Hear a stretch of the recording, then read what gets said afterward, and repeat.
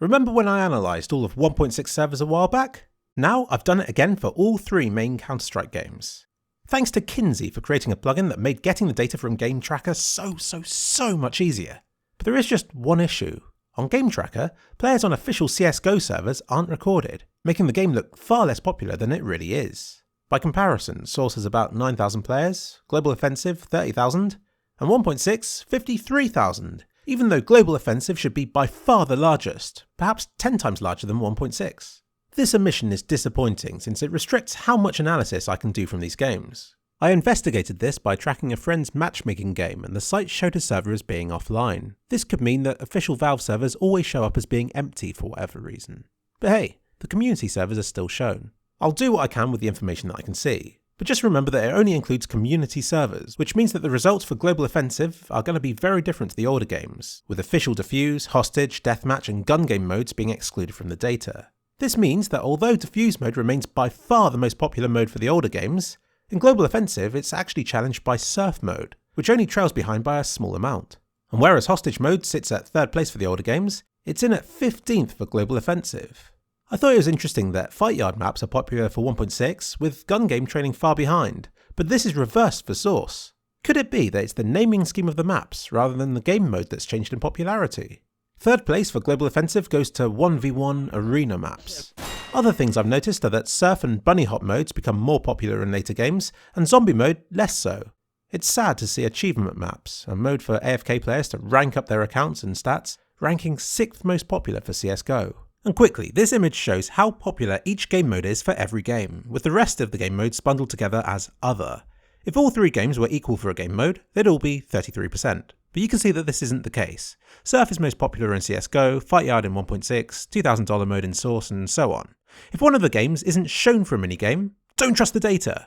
It doesn't mean that it isn't played at all. It just means that it's not that popular and it's probably bundled together in Other instead. The most interesting bit in my opinion is that the other minigames are the most popular for CSGO, making it the game with the most diverse number of custom game modes.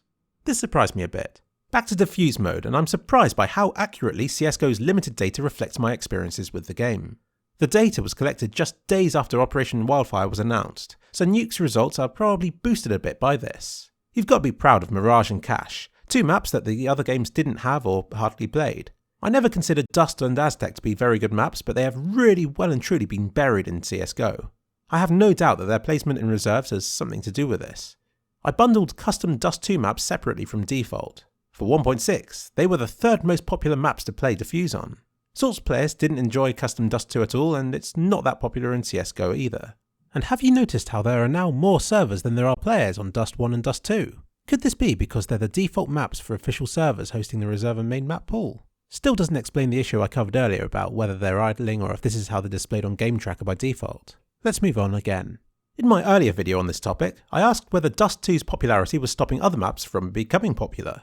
Clearly, it stands well above the rest, with 2nd place Mirage holding just 20% of the popularity of the frontrunner.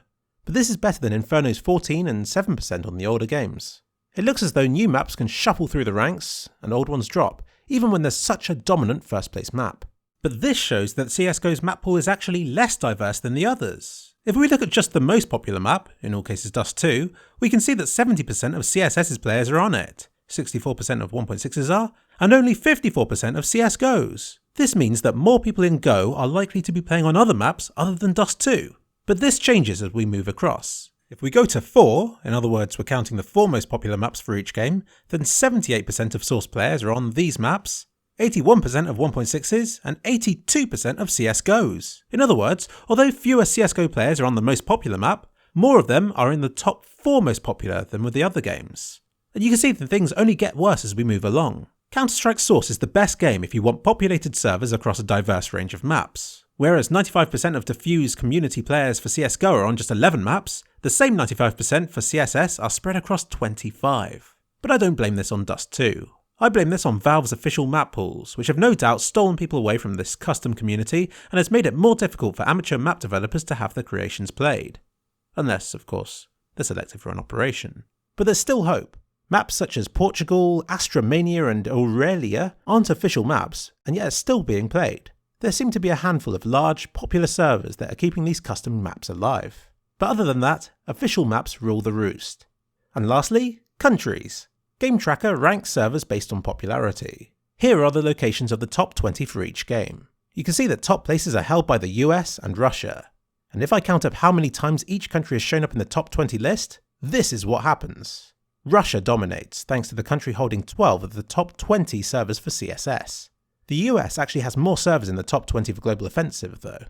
But that's just considering the top 20 servers. If I add up all of the servers for all of the games, 1.6 appears to be played mostly in Eastern European countries. Counter-Strike's source shows a kind of balance between different places, and America and mainland Europe rule Global Offensive.